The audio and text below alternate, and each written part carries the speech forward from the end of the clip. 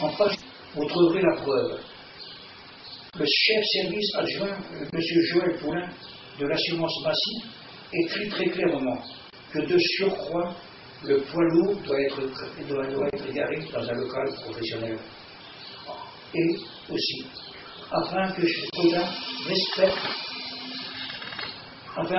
respecte la réglementation des stationnements de poids lourds, Ceci n'a pas été respecté. Ni Chirac, ni Sarkozy, ni le maire, personne n'a voulu faire respecter. Voici la base de tous mes malheurs. Ce sont eux qui doivent me payer maintenant l'argent que je dépense en Allemagne pour mes loyers. Alors qu'en France, j'avais un pavillon, je ne payais pas mes loyers. Avec ma minable retraite de 484 €, je pouvais exister. Ici, maintenant, je vais les obliger de me payer tous mes frais, puisque la base n'était pas moi. Je n'avais pas de différent avec mon voisin, mais il avait un différent avec sa cohérence de l'idéation, et pas avec moi.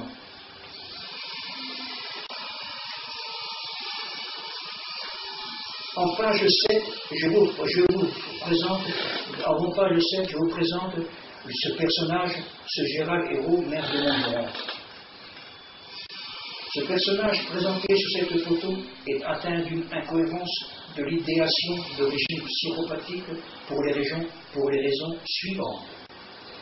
Premièrement, en tant que premier magistrat de la ville de Montgeron, 91-230, il aurait dû faire respecter la réglementation des stationnements de poids lourds, qu'il était présenté à ce couple diabolique appelé Gaudin du numéro 30 rue du Repos à Montgeron, 91-230, et ceci depuis l'année 2001.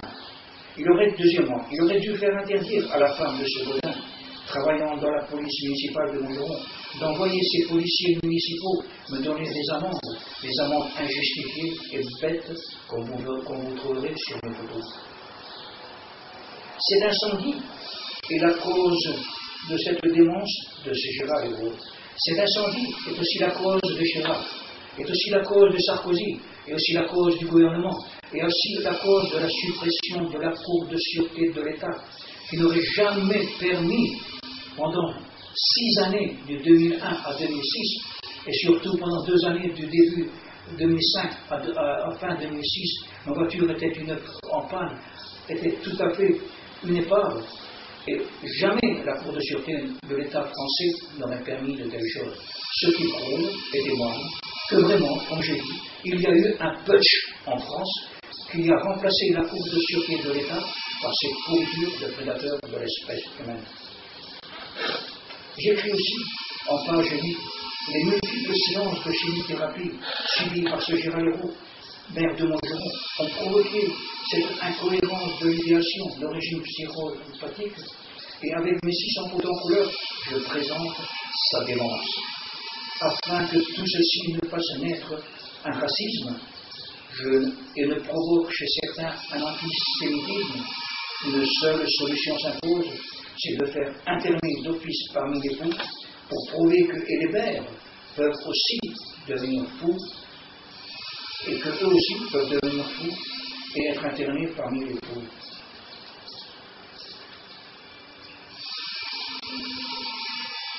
En page 9, je voudrais lire la présentation des preuves avec 600 photos en couleur qu'il n'est pas prématuré de faire imputer à mon voisin Gaudin tous ces actes de vandalisme et d'incivilité.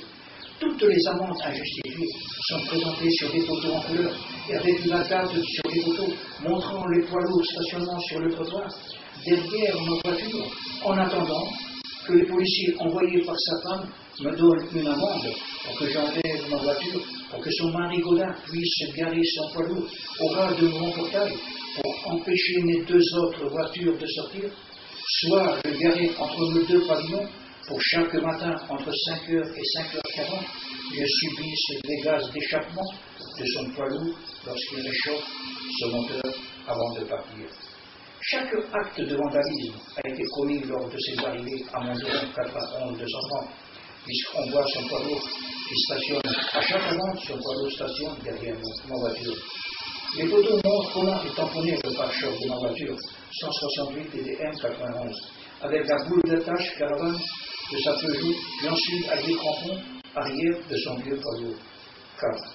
Le 14-1-2004, sa femme m'avait donné une amende à ma voiture stationnant devant mon pavillon pour un stationnement abusif de plus de 7 jours. La question se pose, pourquoi ma voiture, devenue une épave à cause des actes de vandalisme de son mari Gaudin, et ceci depuis le début 2005 et stationnant toujours à la même place, pourquoi la femme de ce Gaudin a-t-elle cessé de lui donner des amendes? Pourquoi ne l'a-t-elle pas fait enlever à la fourrière comme épave devant son pavillon, ce qui explique la raison de cet incendie, qui était le seul moyen de se débarrasser de ma voiture et de supprimer les actes de vandalisme de ce Gaudin. Sur la page 10, vous verrez comment son poids lourd stationné derrière ma voiture est transformé en épave. Sur la page 11, vous verrez mieux comment son poids lourd stationné derrière ma voiture transformé en épave à 100%. Et ceci pendant 2 années, de début 2005 à fin au 22-11-2006. Et vous verrez aussi comment mon voiture et son poids lourd étaient brûlés. Mais là, ce qui est le plus affreux, vous verrez en page 12, malgré que 2 années sont écoulées, je ne peux pas retourner en France, colonisé par de tels prédateurs, de tortionnaires.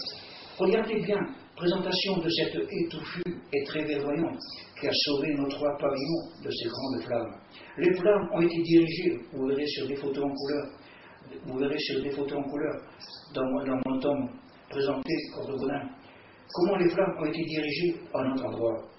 S'il n'y aurait pas cet arbre, je ne sais pas comment il s'appelle, la demoiselle qui était dans le pavillon aurait été brûlée, les flammes auraient rentré par la fenêtre, l'auraient brûlée vivante, et son pavillon serait brûlé. Le pavillon de ce fou Gaudin aurait brûlé, et mon pavillon serait brûlé. Jamais de la vie je ne retournerai en France. Si on n'arrête pas ce Gaudin, et si on n'arrête pas ce maire. Je peux dire une chose, je n'ai plus rien à perdre. Ma vie est terminée. C'est pourquoi je voudrais prier si ce Sarkozy est incapable de faire arrêter ce Giralero, incapable de faire arrêter mon voisin pour que je puisse retourner en France, je le prie de me faire assassiner par ces mercenaires. C'est un homme, je l'attends. J'habite à Montparnasse, j'ai donné mon adresse, il peut m'envoyer un mercenaire. Mais je crois que Dieu lui donnera le même sort qu'à ce Charon. Le même jour de mon décès, le plus vite qu'il arrive, ce Sarkozy aura le même sort. Mais je ne le souhaite pas avoir ce même sort. C'est pourquoi je l'avertis. Mon interview est un avertissement. Je veux sauver sa vie. Il a une jeune femme. Il peut encore faire l'amour, ce que moi je ne peux plus faire. Eh bien, qu'il prouve qu'il est un être humain. Et surtout maintenant qu'il est président de la communauté européenne, qu'il m'écrive une lettre que je peux retourner chez moi dans mon pavillon, que le terrain est libre, j'attends sa lettre. Soit il me fait assassiner, j'attends son mercenaire qui me va assassiner, je me ferai assassiner pour qu'il ait le sort de Charon.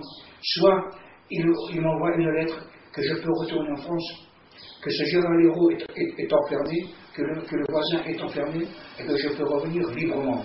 Et qu'il rétablisse la Cour de sûreté de l'État français et qu'il supprime, je veux qu'il m'écrive aussi, qu'il y a une suppression des internements d'office parmi les fours.